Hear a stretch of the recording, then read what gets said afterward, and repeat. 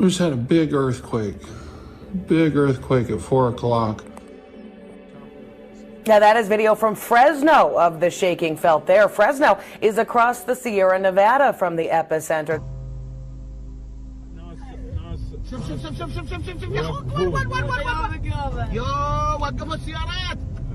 Though the coronavirus pandemic was relatively slow to hit many developing countries, the World Food Program warns the outbreak could cause widespread famines of biblical proportions.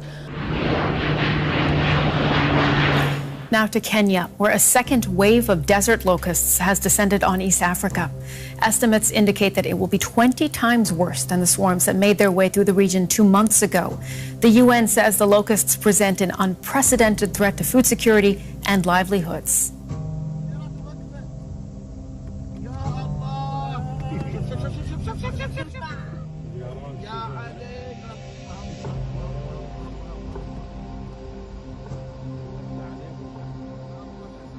But now the World Food Program analysis shows also, due to the coronavirus, that an additional 130 million people could be pushed to the brink of starvation by the end of 2020.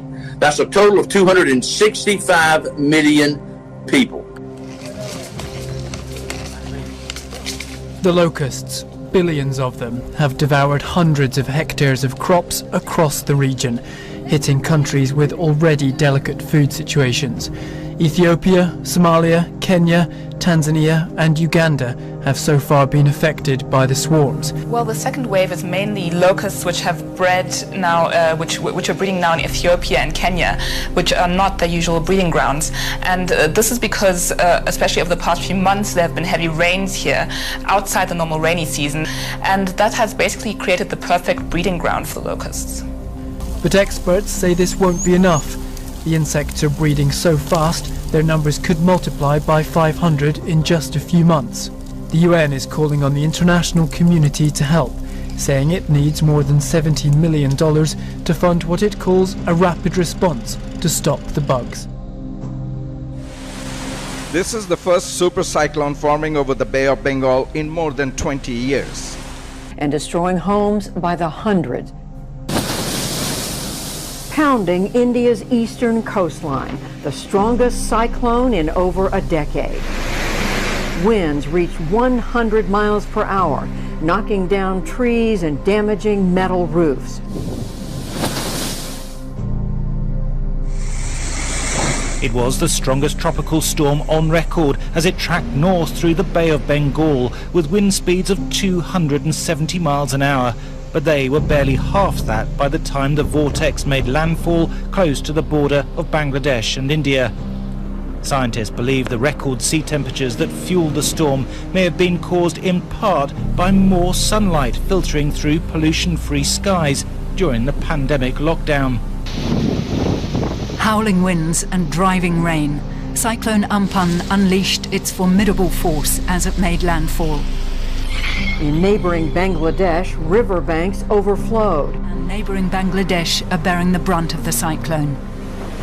With wind gusts of up to 190 kilometers per hour, the storm is the strongest to hit the area in over a decade. Climate change is fueling superstorms. The sea temperature in the Bay of Bengal reached 34 degrees in the first 2 weeks of May. The energy from such warm water whips up the wind speed. Strong storms are increasing by 8% a decade. Rising temperatures also increase rainfall from storms. Research suggests it will surge by 20% in the coming decades. The new normal of climate change will make poorer countries even more vulnerable to other emergencies such as pandemics. This is a clear view of what happens when two crises come together.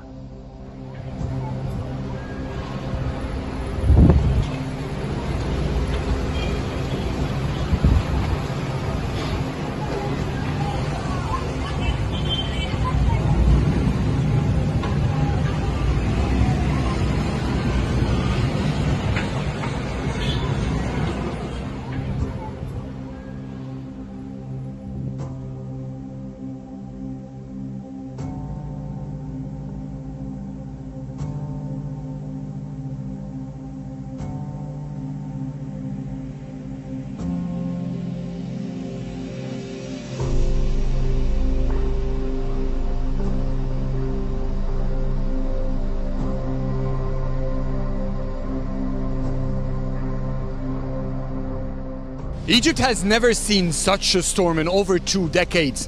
The last time a similar storm has hit was in 1994. Adel Mahroui, CGTN.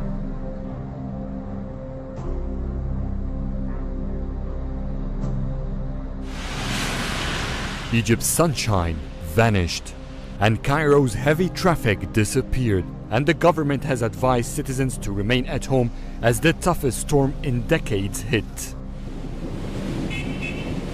Sandstorms from the south are colliding with thunderstorms from the north. These extreme weather conditions will continue until Saturday.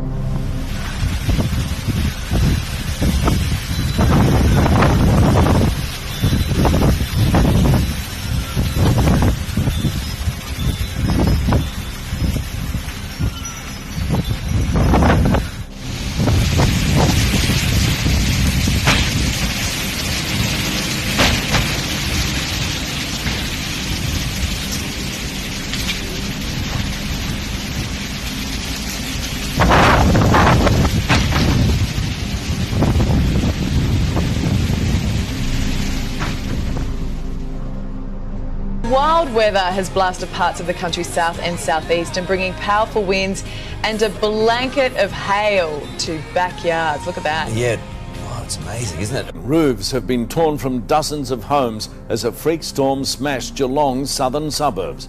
Up to 60 properties were damaged, with weather experts investigating if it was a tornado.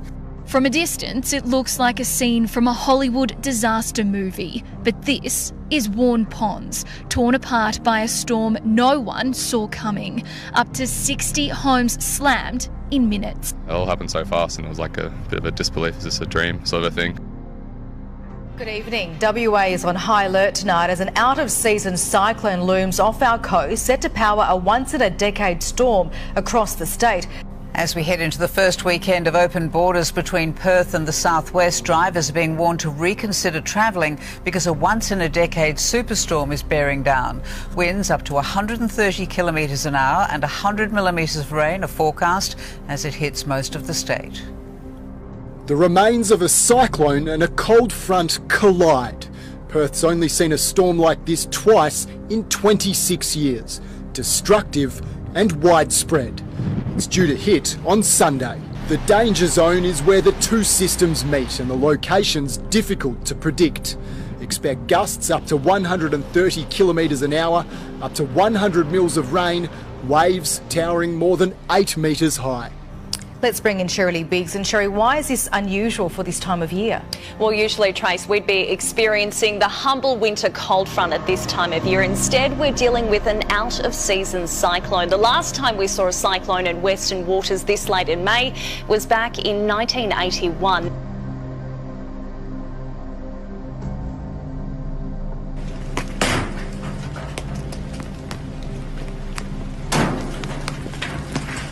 Estamos en Terán con una pinche granizada que nunca había visto en mi vida. Estas madres son pasan unas pelotas de tenis. Está de la chingada. Aquí nos resbalamos arriba un techo, abajo un techito.